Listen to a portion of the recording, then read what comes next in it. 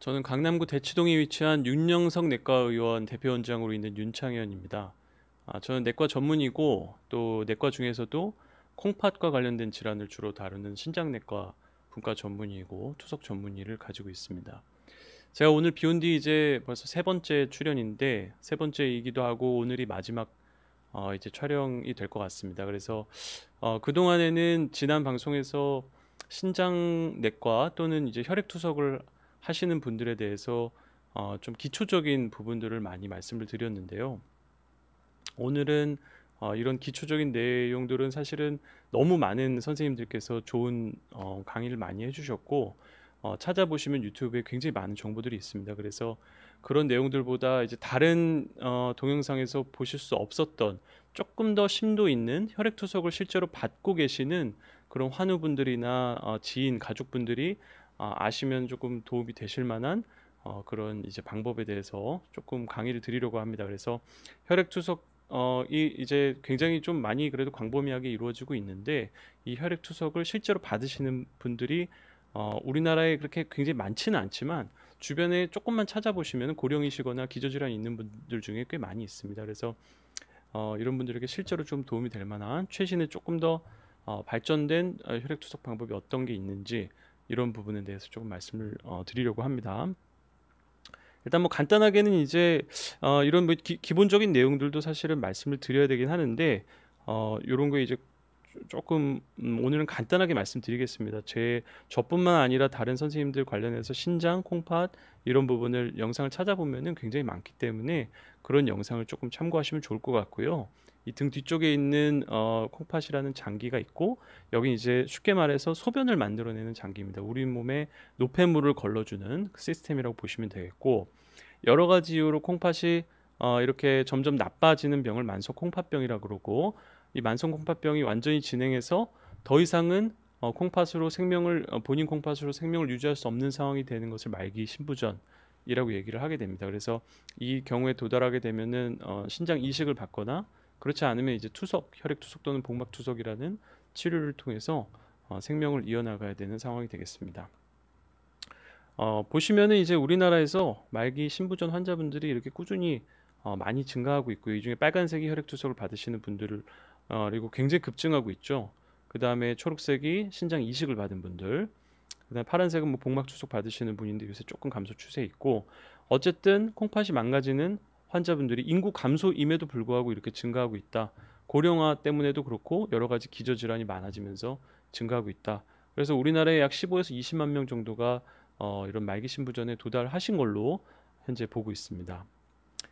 근데 이제 그래도 고무적인 것은 혈액투석 하시는 분들 생존율이 연도가 지날수록 점점 조금씩이나마 좋아지고 있습니다. 보시면 대한신장학회 자료인데 2008년에 비해서 10년 후에 5년간 생존하시는 분들을 봤을 때 76%에서 79%로 약 3% 정도 생존율이 상승을 했습니다. 근데 이거는 그냥 단순히 뭐 3%밖에 상승을 안 했다라고 보시면 안 되는 게 이 기간 동안에 고령 환자의 비율이 굉장히 많이 늘어났고 또 기저질환 가진 분들도 굉장히 늘어났기 때문에 실제로는 훨씬 더 많은 생존율의 향상을 일어났다고 보셔도 되겠습니다. 그래서 우리나라의 많은 이제 다른 이제 신장을 하시는 분들 주변에 이제 도움 주시는 많은 의사 선생님과 의료진들이 여러 가지 노력도 많이 하시면서 이렇게 좋은 그나마 고무적인 결과를 이뤄냈다고 보고요. 이게 전 세계적으로도 굉장히 훌륭한 결과가 되겠습니다. 보시면은 이 아래쪽에 파란 선과 이제 보라색 선은 미국이고 파란색 선은 유럽의 생존율이 되겠는데 보시면 이 위에 일본의 생존율이 나오게 됩니다. 근데 우리나라는 일본과 거의 비슷하다고 보시면 되고요. 이 3년까지만 나와 있는데도 이렇게 차이가 많이 날 정도로 미국이나 유럽에 비해서 일본이나 우리나라의 혈액투석 환자 생존율이 굉장히 높습니다. 이거에 대해서는 사실은 정확하게 아직 답변을 의학을 하시는 분들도 정확하게 답변을 내리진 못하고 있는데 뭐 여러 가지 이유가 있을 것 같습니다. 이제 뭐 동양이 좀 체구가 작아서 조금 더 혈액투석의 강도가 좀 낮다든지 또는 이제 시스템상 이제 동아시아 지역이 의료진의 접근성이 훨씬 좋은 편이고 더 면밀한 케어가 가능한 점도 있을 수 있고요. 여러 가지 그 이외에도 조금 시스템이나 이제 뭐 체계상의 차이가 있을 텐데 어쨌든 이런 이유로 이런 데이터를 봤을 때 우리나라나 일본이 전 세계적으로도 굉장히 혈액투석 환자분들의 생존율이 좋은 점이라는 것을 이제 말씀드리고 싶었고요. 이제 결국에는 혈액투석을 하는 이유는 저희가 이제 음식을 섭취하게 되시고 나서 그 음식을 이제 에너지로 사용하고 그 중에 남은 폐기물 중에서 물에 녹는 폐기물들은 전부 소변으로 나가게 됩니다. 그래서 콩팥이 굉장히 중요한 폐기물 처리장이 되겠는데 이게 이제 콩팥이 망가지게 되면은 이러한 폐기물들이 혈액 안으로 이제 떠돌아다니게 되고 그렇게 떠돌아다니는 폐기물을 저희는 요독이라고 부르게 됩니다. 유래믹 톡신이라고 부르게 되는데요. 이 요독은 사실 굉장히 종류가 많습니다. 이제 콩팥 질환이나 신장 질환에 대해서 조금 아시는 분들은 피 검사로 이제 요독을 잰다 뭐 이렇게 알고 계시는 부분이 있을 텐데 국가 검진 같은 거 받아보시면은 크레아티닌이라는 수치를 재게 됩니다. 근데 이 크레아티닌도 이제 요독으로 보기는 하지만 크레아티닌 자체가 우리 몸에 독성을 갖는 건 아닙니다. 그냥 콩팥이 나빠졌다는 그런 하나의 사인으로 보는 거고요. 근데 이제 콩팥이 완전히 망가진 분들은 기본적으로 일단 수분조차도 콩팥으로 배설이 안 되기 때문에 물을 마시고 그게 소변으로 나가지 않으면 몸 안에 점점 쌓이다가 이제 폐에 물이 차게 되겠죠. 그러면 호흡 곤란이 있으면서 심하면 굉장히 위급한 상황이 될 수 있는데 이런 그냥 과도하게 물을 많이 먹는 것, 이 물 자체도 콩팥 환자에게는 일종의 요독이라고 볼 수 있고요. 그 이외에도 이제 콩팥 질환이 있으신 분들 잘 알고 있는 칼륨이나 인 같은 것들도 있고 여기에 이제 제가 기타라고 적어놨지만 이거 이외에도 현재 뭐 수백 가지의 그런 요독 물질들이 알려지고 있고 실제로 우리 세포에 안 좋은 영향을 주는 이런 요독 물질들이 계속해서 지금 연구가 되고 있습니다. 그래서 그런 물질들이 몸 안에 계속 돌아다니면서 세포 손상을 일으키는 거고 어떤 분들은 이제 붓지도 않고 뭐 칼륨이나 인수치 잘 조절되면은 투석 안 해도 되는 거 아니냐 이런 말씀을 하시기도 하는데 그렇지가 않은 게 저희가 측정하는 아주 조금의 값들이 정상일 뿐이지 나머지 요독들이 이게 사람에 따라서 전부 다 다릅니다. 이게 콩팥에서 어떤 세포가 손상이 됐느냐에 따라서 어떤 분은 칼륨이 조절이 안 되고 어떤 분은 인이 조절이 안 되고 또 어떤 분은 수분이 조절 안 되는 분이 있고요. 또 어떤 분은 이것들도 다 조절되는데 제3의 그런 요독이 컨트롤이 안 되는 분들도 있습니다. 그래서 말기 신부전에 도달하신 분은 혈액투석을 잘 받으시는 것이 매우 중요하다고 하겠습니다. 기본적으로 이제 혈액투석은 그 방식 자체가 확산이라는 방식을 사용하게 됩니다. 옛날에 이제 학생 때 뭐 이런 걸 배우셨을 것 같은데요.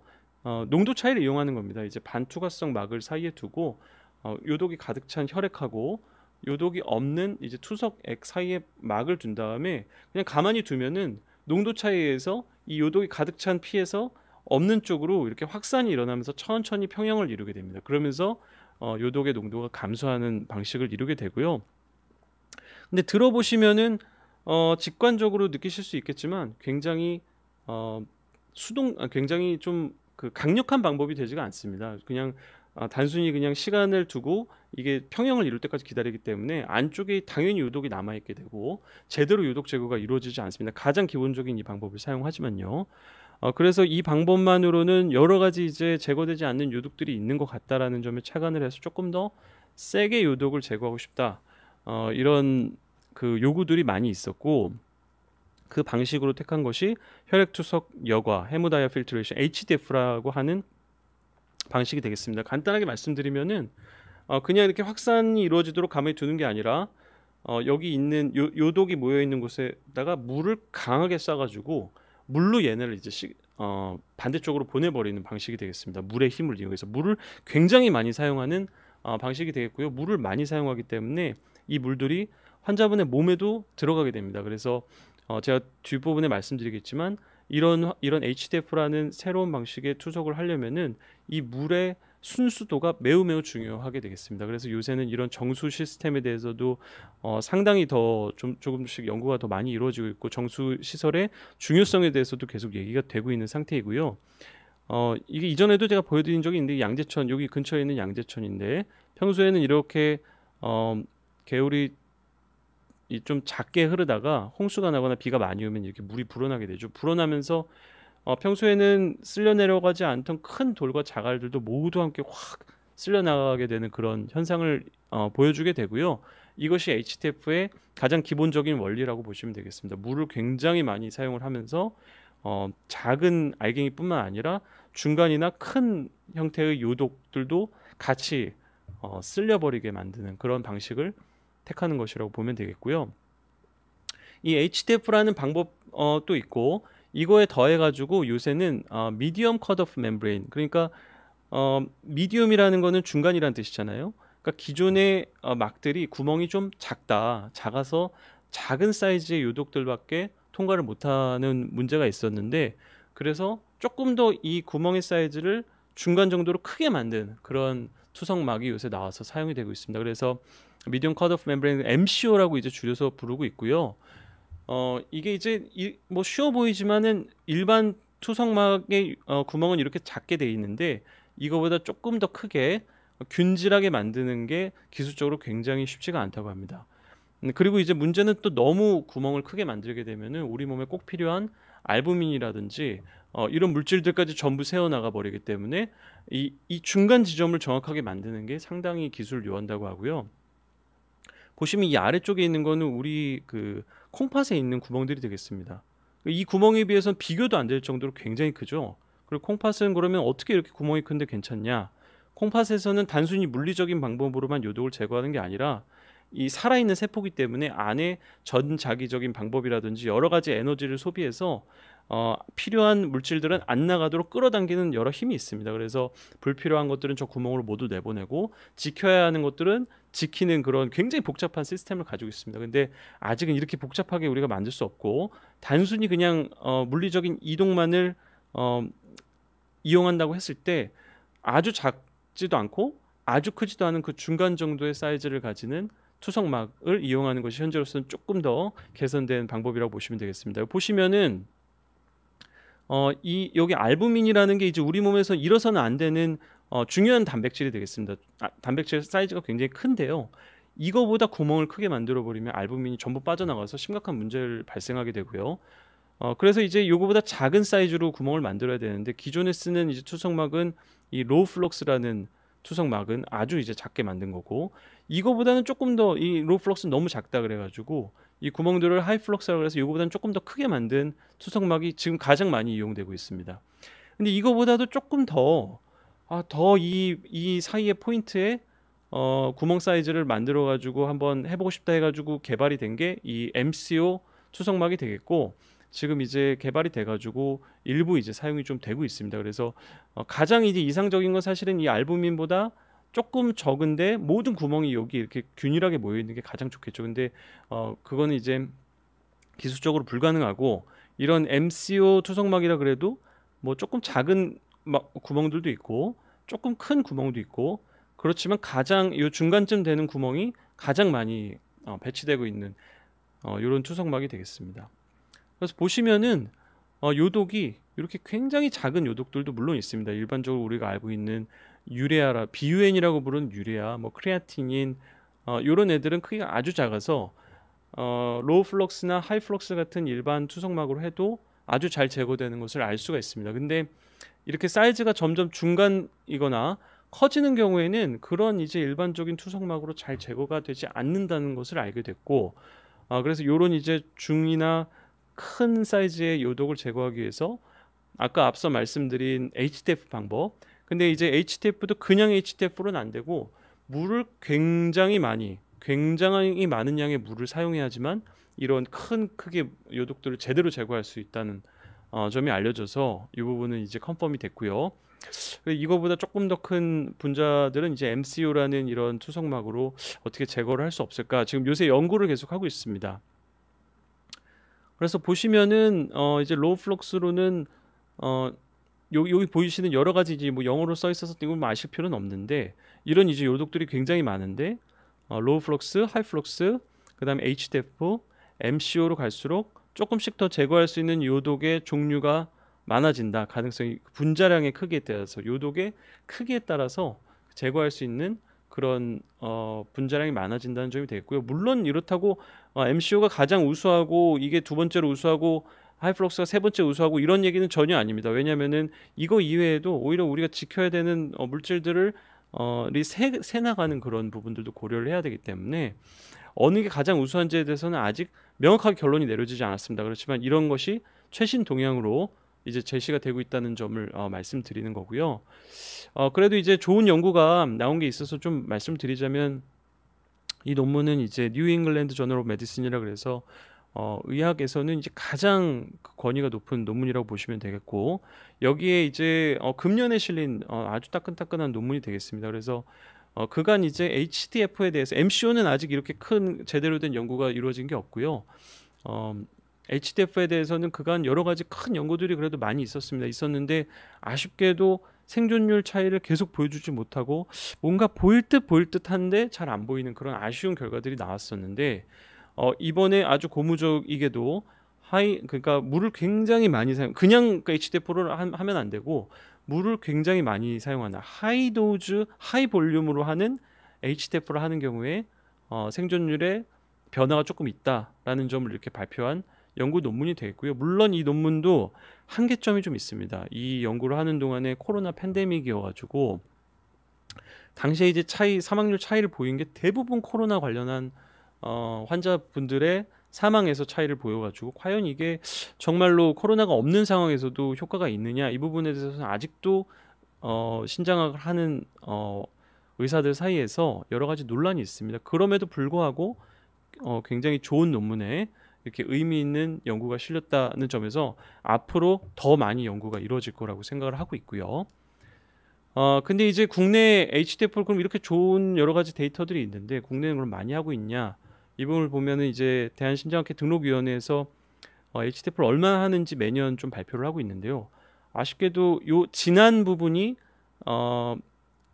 그 매 혈액 투석마다 HDF를 한다는 게 되겠는데 이 지난 그래프가 위로 갈수록 점점 최근으로 갈수록 이렇게 감소하고 있는 것을 볼 수가 있습니다. 이건 여러 가지 이유가 있겠는데 아쉽게도 아직 뭐 근거가 조금 아직도 부족하다고 생각하시는 분들이 많이 있을 수도 있고 여러 가지 우리나라 이제 보험 수가 관련한 부분도 영향이 있을 걸로 생각을 합니다. 반대로 일본 같은 경우에는 시간이 지나면서 HDF를 하는 비율이 이렇게 기하급수적으로 늘어난 것을 볼 수가 있습니다. 근데 여기서 어떤 차이가 있냐? 일본 같은 경우에는 2012년부터 HDF에 대해서 따로 이제 비용을 국가에서 이제 지불을 해줬다는 거죠. 그러면서 이제 기하급수적으로 경제적인 원리와 그 다음에 이제 당연히 임상적인 그런 근거에 기반을 해가지고 기하급수적으로 환자분께도 좋은 치료가 이렇게 많이 보급이 됐다는 점이 되겠습니다. 그래서 이런 부분이 뭐 전부는 아니겠지만 확실히 영향이 있고 우리나라에서도 이렇게 좋은 결국에는 혈액 투석을 받으시는 분들이 굉장히 좋은 치료를 잘 받아서 건강하게 합병증이 줄어들고 오래 사시는 게 건보 재정에도 장기적으로는 굉장히 도움이 되는 거라고 저는 생각을 하고요. 혹시라도 뭐 이 방송을 이 관련하시는 분이 보신다면은 이런 부분을 좀 고려해서 환자분들께 이런 좋은 치료가 더 많이 퍼질 수 있도록 제도적으로 좀 개선이 될 수 있었으면 좋겠습니다. 근데 이제 이런 이제 말씀드린 HDF나 또는 이제 그 미디움 컷오프 멤브레인 그 MCO 투석막 이를 사용하는 경우에 HDF는 아까 말씀드린 대로 물을 굉장히 많이 사용한다고 그랬죠. 보통 한 번 투석하는데 거의 50에서 55리터, 많게는 50리터, 60리터까지 물을 사용하게 됩니다. 그래서 이런 물들이 환자분 이제 몸 안에 전부 들어가는 건 아니지만 몸 안에 이제 들어갔다가 이제 밖으로 빼내면서 요독을 같이 제거하게 되는데 당연히 몸 안에 전부 서큘레이션이 되게 됩니다. 그래서 굉장히 고순도의 물을 사용하는 것이 매우 중요하게 되겠고 그 MCO라는 새로 나온 투석막을 사용할 때도 이 막이 이제 구멍이 크기 때문에 사용하는 물이 거꾸로 환자 몸으로 들어가게 됩니다. 후반부로 가면. 그렇기 때문에 동일하게 HDF와 동일하게 아주 울트라 퓨어한 그런 워터를 사용하는 것이 중요하다고 되어 있습니다. 보시면은 여기 다이알리시스 워터 그냥 일반 투석하는 물이죠. 그 다음에 스탠다드 다이알리시스 플루이드 이거보다 조금 더 표준화된 물이 있고 이 아래 울트라 퓨어 다이알리시스 플루이드라고 그래가지고 아주 고순도의 투석액을 사용하는 기준이 있습니다. 그래서 이건 일본 기준, 뭐 미국 기준, 유럽 기준이 있는데 보시면은 이 울트라 퓨어로 갈수록 아주 기준이 뭐 100배, 1000배 이렇게 좀 더 강화가 되는 것을 알 수 있고요. 기준에 따라 다르지만 보통 일본이 가장 강하게 이 기준을 제시하고 있습니다. 근데 이 정도로 강하게 기준을 제시할 정도로 아주 중요하다. 초순수 물을 사용하는 것이 그렇게 보시면 되겠고, 혈액 투석할 때 이 물의 그 역사를 보시면은 조금 의미가 있을 것 같아서 가져왔는데요.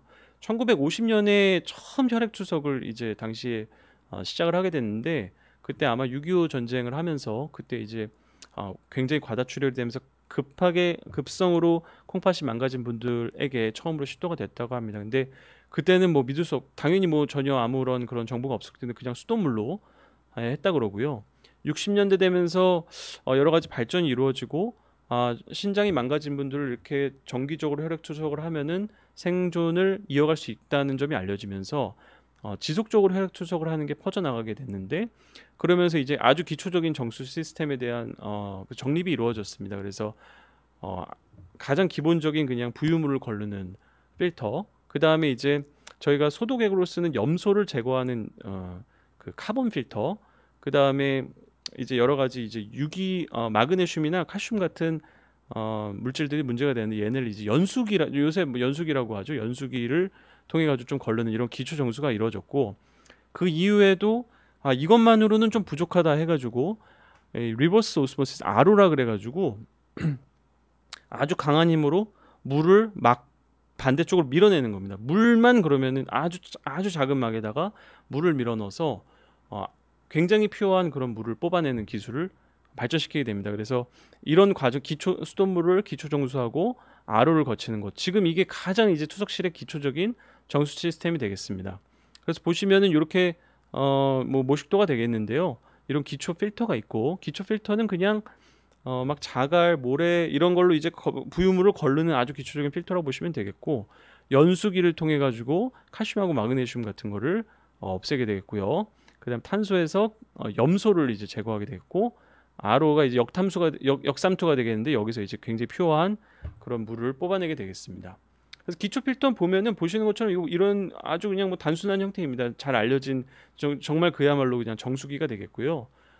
이게 저희 병원에 있는 실제 사진인데, 기초 필터가 이렇게 있고 연수기, 탄소 필터가 이렇게 배치가 되어 있습니다.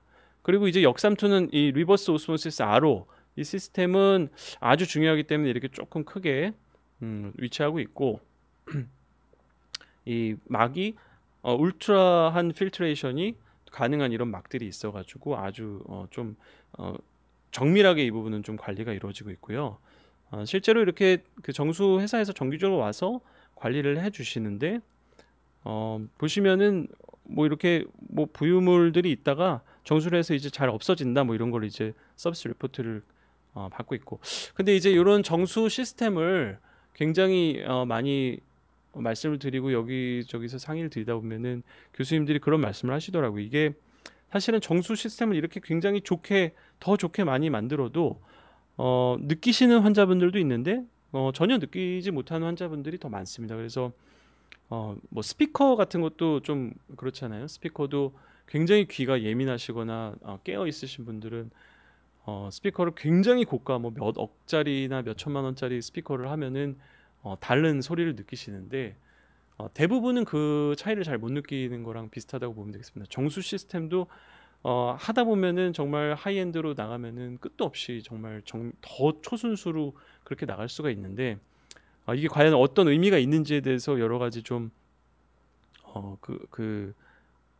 좀 고민을 하게 되는데요. 실제로 그리고 이렇게 초순수로 한다 그래서 국가에서 뭐 누구도 알아주지 않고 당연히 보상도 없습니다. 그래서 이런 부분에 대해서 신장학을 하는 의사들도 고민을 많이 하는데, 과연 더 많이 이제 정수를 하고 여러 가지 시스템을 더 달아서 좀 더 중복적으로 이제 여과를 하는 게 진짜로 도움이 되느냐, 이거에 대해서 이제 연구한 발표가 있었는데, 결론적으로 말씀드리면은 더 많이 그렇게 깨끗하게 만들수록 실제로 이런 균이라든지 균에서 발생하는 독소라든지 이런 거가 아예 검출되지 않는 확률이 이렇게 더 많아진다는 것은 밝혀진 바가 있습니다. 그래서 저희가 이렇게 눈에 보이지도 않고 우리가 느낄 수도 없지만 이렇게 초순수 여과를 지향하는 것이 필요할 수 있겠다. 환자분에게 이게 하루 정도는 아무 의미가 없겠지만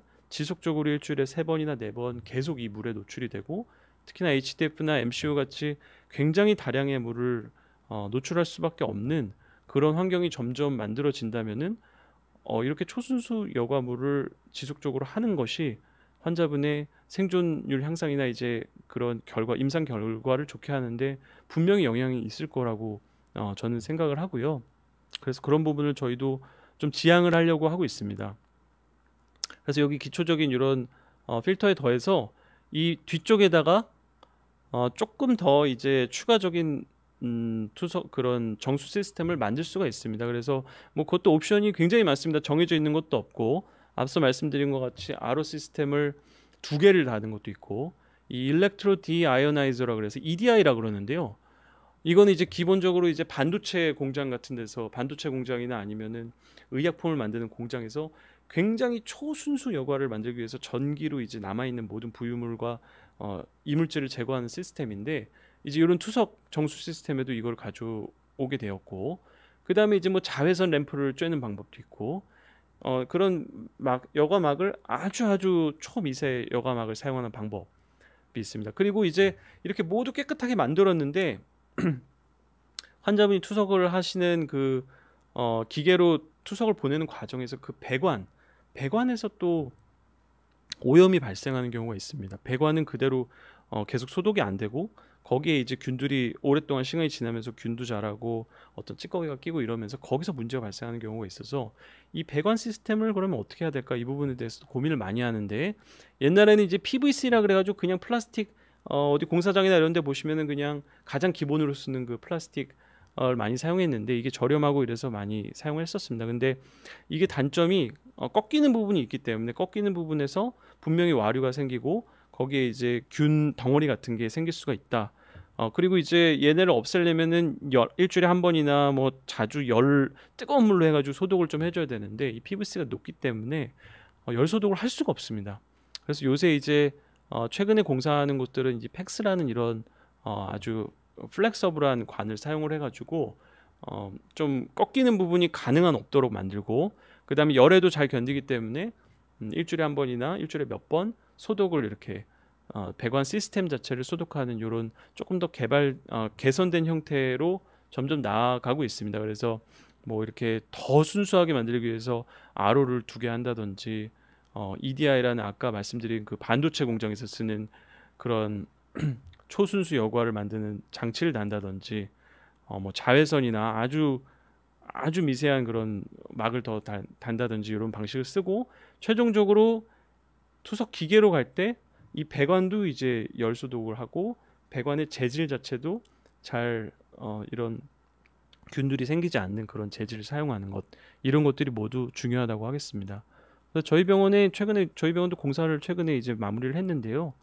이제 이런 기본적인 정수를 하고, 저희는 이제 탱크에 그 UV를 좀 쏘고, 그 다음에 아까 말씀드린 울트라 필트레이션 막을 달고 다시 UV를 하고, EDI라 그래서 이제 반도체 공정에서 쓰는 그 초순수 기계를 하고, 그 다음에 이렇게 일주일에 한 번 열소독을 배관을 하면서 진행을 하고 있습니다. 그래서 이렇게 하면서 조금 환자분들도 좀 더 이제 아웃컴이 그 임상 경과가 좋아지실 수 있지 않을까, 이렇게 기대를 하면서 저희도 이렇게 진행을 하고 있습니다.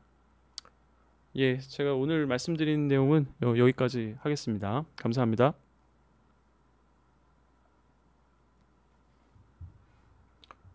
질문을 주신 분들이 있어서 질문 좀 보겠는데요.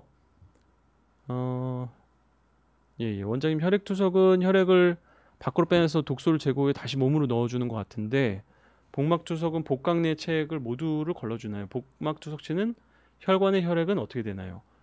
그러니까 혈액투석은 말씀하신 것처럼 혈액을 밖으로 빼서 독소를 제거하고 깨끗해진 혈액을 우리 몸으로 다시 넣어주는 게 맞고요.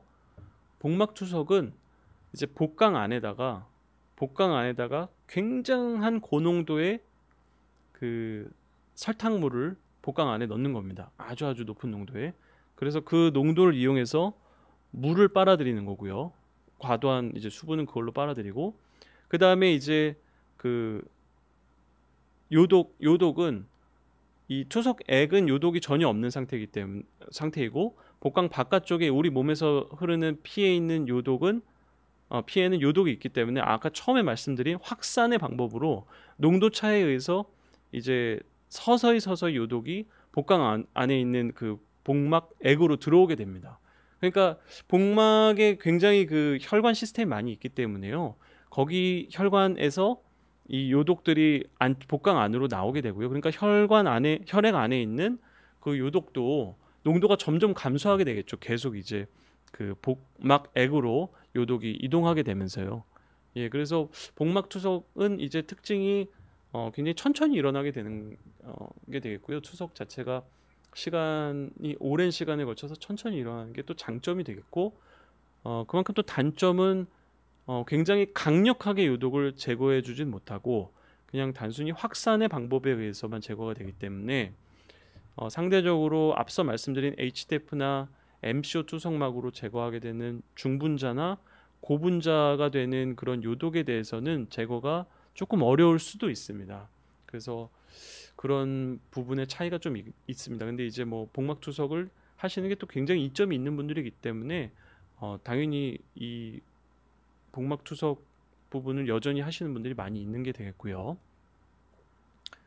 예. 그리고 이제 다음은 지규환 님께서 투석 받기가 너무 힘듭니다. 시간이 11시부터 12시까지 점심도 못 먹어서 더 힘드시다고요. 이런 경우에는 투석실과 좀 시간을 논의하셔가지고 시간을 좀 변경을 하시는 게 좋지 않을까 싶고요. 이제 보통은 근데 저희도 투석 전에 식사를 하시면은 혈압이 좀 떨어지는 경우가 있어서 직전에 드시는 거는 약간 지양시키는 편이기도 합니다. 근데 환자분에 따라서 이제 그거는 본인이 조금 이제 오랫동안 하시는 분들은 경험적으로 이 정도는 내가 먹어도 크게 문제 없다 뭐 이런 분들도 있어서 그거는 이제 의료진하고 좀 상의해 보실 수 있고, 투석이 너무 힘드시다면은 혹시나 그 목표 체중, 건체중이 잘 맞지 않아서 실제보다 너무 낮게 건체중이 설정되어 있는 경우에는 투석이 너무 힘드실 수도 있거든요. 그러니까 그런 부분에 문제가 없는지, 또 투석 하시면서 이제 혈압이 너무 많이 혹시나 떨어지진 않는지, 혈압약이 과도해가지고 투석할 때만 혈압약이 많이 떨어지는 건 아닌지, 그리고 또 굉장히 간과하기 쉬운 문제가 있는데 투석하시면서 혈당이 많이 떨어지는 분들이 많습니다. 혈당은 글루코스는 굉장히 작은 입자이기 때문에 투석막을 굉장히 자유롭게 이동을 하게 됩니다. 그래서 상대적으로 지병이 없고 젊은 분들은 투석을 하시더라도 이제 혈당이 당연히 떨어지면은 몸에서 그걸 보상을 빨리빨리 이루어져서 저혈당이 잘 발생을 안 하는데요. 조금 이제 연로하시거나 여러 가지 그 시스템이 좀 떨어져 있으신 분들은 투석을 하시게 되면 후반부에 혈당이 많이 떨어지는 경우가 있습니다. 그래서 힘드셨을 수도 있어요. 식사를 못 하고 혈당이 많이 떨어져서. 그래서 그런 경우에는 이제 그 간이 혈당을 저희가 투석하실 때 기본적으로 당연히 재는데 조금 더 후반부에 조금 더 빈번하게 체크를 하시면서 당이 너무 떨어져 있으면 당을 좀 보충하시던지, 아니면 이제 투석 환자분들 위해서 포도당 사탕 같은 것도 판매가 되고 있습니다. 그래서 그런 포도당 사탕 같은 것을 조금 물고 하시면은 도움이 좀 될 수도 있고, 여러 가지 그런 방법들이 있으니까요. 그 담당 그 주치의 선생님과 한번 조금 더 구체적으로 한번 상의를 해보시면 도움이 되지 않을까 싶습니다. 예, 그리고 다음 질문 넘어갈게요. 예디님께서 투석을 해결하려면 신장 이식뿐인가요? 예, 이 질문은 뭐 맞습니다. 현재로서는 말기 신부전이니까 콩팥이 완전히 망가지신 분들이 생존을 할 수 있는 방법은 혈액 투석, 복막 투석, 그리고 신장 이식, 이 세 가지밖에 없는 상태입니다. 지금으로서는. 그래서 뭐 신장에 대해서 이제 그 조혈모 세포나 이제 뭐 그 줄기 세포를 가지고 이거를 만들려는 뭐 시도도 있고, 인공 신장을 만들려는 뭐 시도도 있고, 그 다음에 뭐 여러 가지 이제 뭐 그 많이 연구들이 이루어지고 있습니다. 근데 제가 이제 뭐 제가 모든 걸 다 아는 건 당연히 아니지만 신장내과 전문의로서 말씀드리자면은 상당히 시간이 조금 필요할 것 같고, 인공신장 같은 경우에는 뭐 언론에도 뭐 많이 저도 뭐 접해서 알고 있지만 정말 쉬운 문제가 아니고 실험실적으로도 신장의 일부만 만드는 것도 굉장히 쉽지가 않은 상황입니다. 신장이 생각보다 굉장히 복잡한 구조를 가지고 있기 때문에요. 그거를 만들어낸다는 게 굉장히 어렵고 뭐 또는 이제 최근에 뭐 언론 같은 데 보셨는지 모르겠는데 심장은 이제 돼지의 심장을 이식한 그런 케이스가 있었죠. 두 케이스가 있었는데 모두 사망하신 걸로 제가 알고는 있고 뭐 그런 쪽에 이제 가능성이 앞으로 진행이 될지는 모르겠습니다. 그래서 거기서 이제 특정한 부분을 유전자 뭐 치환을 해가지고 근데 이제 심장이 훨씬 더 크리티컬하기 때문에 그걸 먼저 아마 시도하는 것 같고요. 그게 이제 잘 해결이 돼서 만약에 되면은 여러 가지 크리티컬한 장기들을 해결하고 그게 콩팥에까지 넘어올 수 있을진 모르겠습니다. 근데 그 부분도 아마 우리나라에 그게 들어오려면은 상당히 많은 시간이 아직은 필요할 것 같습니다. 그래서 현재로서는 신장 이식, 투석 이 방법밖에 없다. 이렇게 보시면 될 것 같습니다. 예, 다음 환자는 이제 진김님께서 63세 여성이시고 저체중 저근육 8년 전부터 단백뇨가 있으셨고 600 단백뇨가 600 나오신다는 거군요. 투석까지 몇 년 걸리는지 신기능이 86 당뇨 없으시고 저혈압이 있으시다고요. 이거 몇 년 걸리는지 이걸 뭐 사실은 정확히 말씀드리기는 솔직히 어렵고요, 불가능하고. 근데 이제 신기능이 지금 86점 그 사구체육을 말씀하신 것 같은데 86이면은 63세 연세에 비해서 전혀 나쁜 상태는 아니고요. 단백뇨가 600이면은 근데 꽤 많기는 하신 것 같습니다. 양이 적진 않은데. 근데 이제 저 정도 단백뇨로 이제 평생 그래도 본인 콩팥 기능 유지하면서 잘 지내시는 분도 굉장히 많고 저렇게 단백뇨 나온다고 반드시 투석하시게 되는 상황까지 가는 건 아닙니다. 절대 아니기 때문에 어 여러 가지 이제 지금 뭐 다니시는 병원이 있겠지만 거기서 치료를 잘 받으시는 게 중요할 것 같고요. 단백뇨가 있으시면은 이제 지금 주치의 선생님하고 뭐 상의를 해보셔야겠지만 최근에 나온 이제 당뇨 약 중에 SGLT2 이니비터라 그래서 그 당뇨약으로 개발이 됐는데 최근에는 당뇨가 없는 단백뇨만 있는 환자에서 사용을 했을 때 콩팥의 나빠지는 진행을 좀 늦출 수 있는 그런 약이 최근에 이제 승인이 됐습니다. 아직 보험은 안 되지만 비급여로 사용을 할 수 있고요. 그래서 그런 약을 드시고 있는지 모르겠습니다. 근데 뭐 연세가 많으신 여성분이고 체중이 조금 적고 저혈압이시면은 사용하기가 좀 꺼려질 수가 있어요. 그래서 그런 약도 있고 그 다음에 뭐 근육이 좀 없다 이런 말씀하셨는데 근육량을 늘리는 건 가장 현실적이고 가장 필요한 사실은 방법이라고 보시면 되고요. 근육량은 뭐 콩팥뿐만 아니라 굉장히 많은 질환하고 워낙에 관련이 많아서요. 운동이 어렵다고는 하는데 이제 유튜브나 이런 데 찾아보시면은 특히 이제 콩팥 질환자나 말기신부전 투석하시는 분들 누워가지고 할 수 있는 근육 운동도 굉장히 많습니다. 그래서 조금만 찾아보시고 그렇게 뭐 대단한 저희가 뭐 근육을 무슨 쉐입을 만들고 이러실 필요는 당연히 없고 큰 근육 위주로 뭐 하체 근육이나 아니면 등 근육 위주로만 운동을 하시면 되거든요. 그래서 본인이 하실 수 있는 거는 근육 운동 많이 하시고 이게 꼭 콩팥이 망가진다 이렇게 생각하지 마시고 정기적으로 주치의 선생님 잘 다니시면서 진료를 보시고 하시면은 희망을 가지셔도 될 거라고 생각합니다. 네, 다음 환자 다음 질문을 좀 볼게요. 네네, 팔복님께서 질문 주셨네요. 50대 중반 여성이신데 작년에 단백뇨가 300 정도 있었고 이제 600으로 늘으셨다고요. 늘 걱정이 단백뇨가 얼마나 빨리 진행되는지가 걱정이 되시고 고혈압 복용하고 있고 페노파이브레이트 고지혈증 약으로 먹다가 몸에 두드러기가 나서 아마 스타틴으로 바꾸셨다는 말씀이신 것 같고 고기를 많이 안 먹어서 머리도 푸석하고 엄청 빠지는데 뭘 잘못하고 있나요? 뭐 이렇게 질문 주셨네요. 근데 이제 뭐 스타틴 드시는 거는 당연히 괜찮으시고요. 스타틴 필요하시면 그 수치에 따라서 드시는 거고 단백뇨가 조금 늘긴 하셨네요. 50대 중반이신데 사구체 여과율이 얼마나 되시는지는 잘 모르겠는데 얼마나 빨리 진행되는지 이거는 사실은 그 앞서도 말씀드린 것처럼 조금 알기가 어렵습니다. 이게 환자에 따라 다르고 근데 이제 단백뇨가 뭐 그 의료진에 따라 다르지만 500이 넘어가거나 아니면은 500에서 1000 사이가 되면은 특히나 50대시니까 한번 조직 검사를 고려해 볼 수도 있다. 저 정도면은.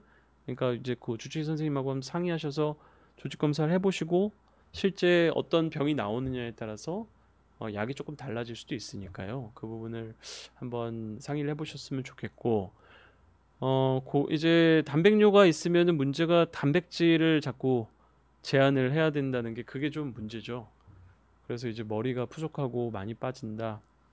근데 이제 단백을 제한하는 건 맞습니다. 단백뇨 있으면은 신장이 나쁘면은 단백질을 제한하면은 신장이 조금 나빠진 속도가 늦어진다는 건 맞긴 한데 이제 그 정도를 너무 지나치게 사실 제한하는 걸 저는 개인적으로 저는 이게 제 개인 의견입니다만은 저는 단백뇨가 그렇게 많이 안 나오시는 분, 그 다음에 신장 기능이 특히 정상인 분은 단백질을 그렇게 제한하는 거를 많이 말씀드리진 않아요. 왜냐면은 콩팥에는 도움이 될 수도 있는데 그 이외에 우리 몸 전체를 봤을 때는 과연 이게 도움이 될지, 특히나 여러 가지 이제 그 영양 상태라든지 앞서도 말씀드린 근육량 저하 이런 게 상당히 여러 가지 다방면으로 영향을 많이 주기 때문에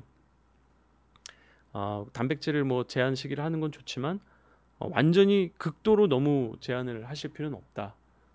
이렇게 보시면 되겠습니다. 네.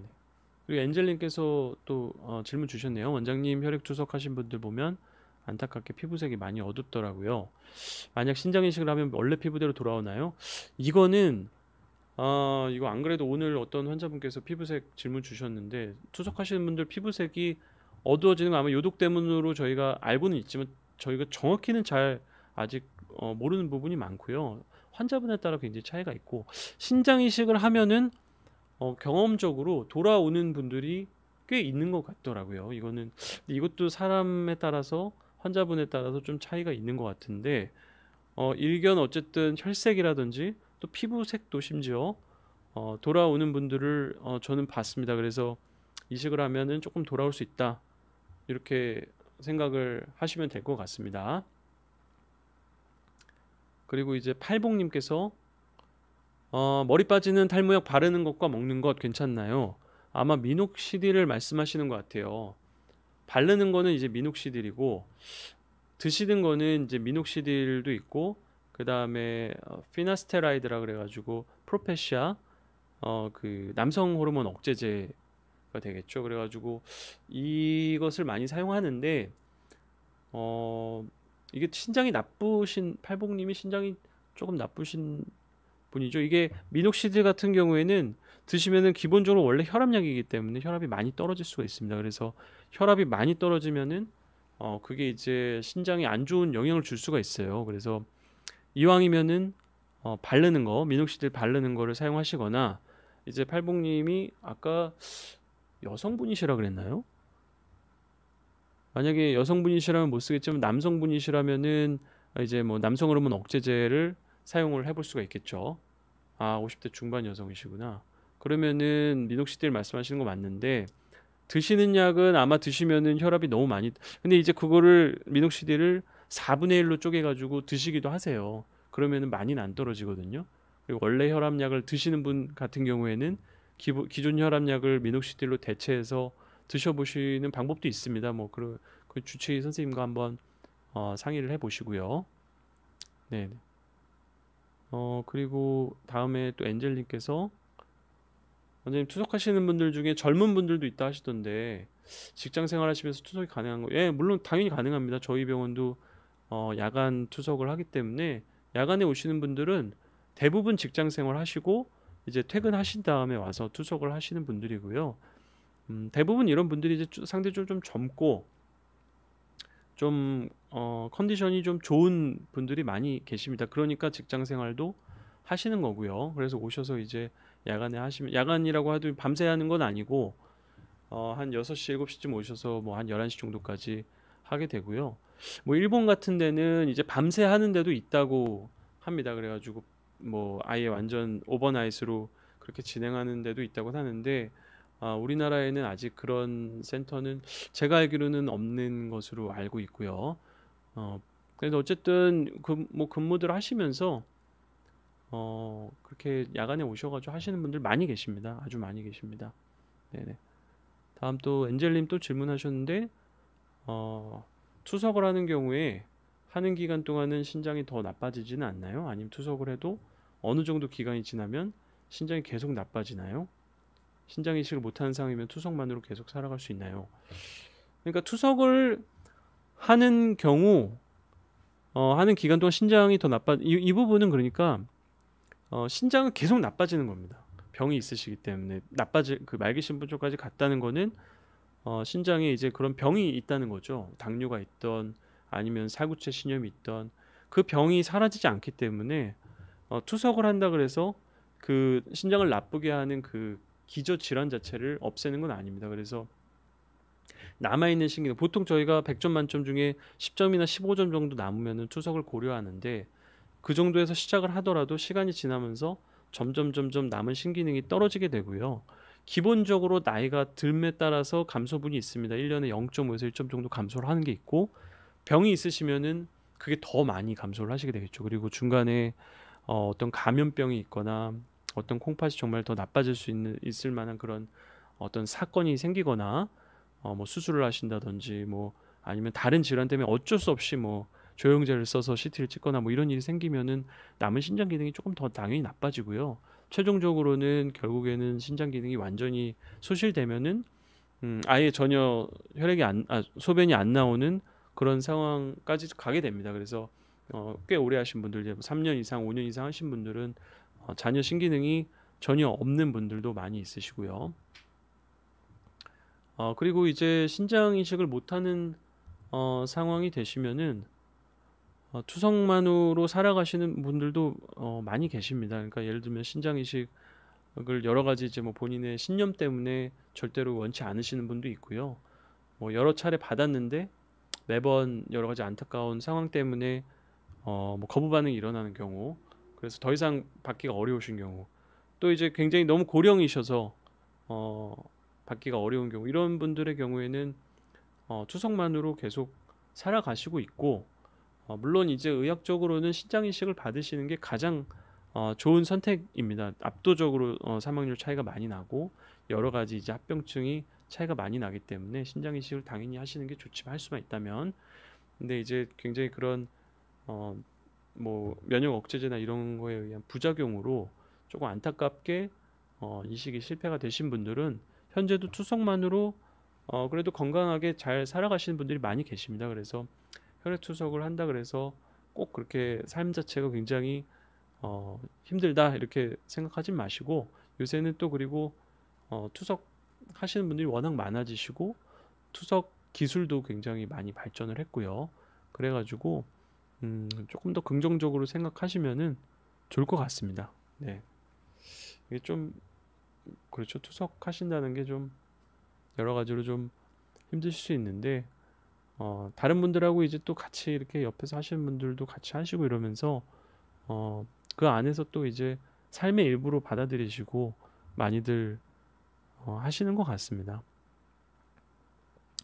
예, 이렇게 지금까지 답변을 드렸고요. 이제 시간이 다 돼가지고 이 질문까지만 제가 답변을 드린 걸로 하고요.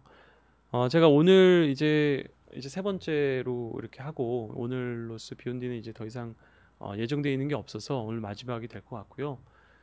그동안 뭐 제가 나름 이제 이 분야에 있으면서 특히나 이제 혈액 투석하는 분들을 많이 접하다 보니까 환자분들한테 어떤 걸 좀 도움을 드릴 수 있을까 고민을 하다가 이제 오늘 이런 강연도 준비하게 되었습니다. 그래서 제가 나온 뭐 영상 같은 거 한번 돌려보셔도 투석하시는 분들에게 도움이 될 것 같고, 다른 이제 여러 이제 좋은 선생님들 강의가 워낙 많이 있어가지고, 특히나 이제 대한신장학회에서 하는 유튜브 강연도 많이 있으니까 그런 거를 통해 가지고 여러 정보를 얻으셨으면 좋겠고, 신장이 조금 나빠지신 분들, 만성콩팥병, 말기신부전 투석하시는 분들 모두 계속 이제 좋은 치료가 많이 나오고 있으니까 용기를 잃지 마시고 계속해서 건강한 삶을 이어가셨으면 좋겠습니다. 네, 전 여기까지 하겠습니다. 감사합니다.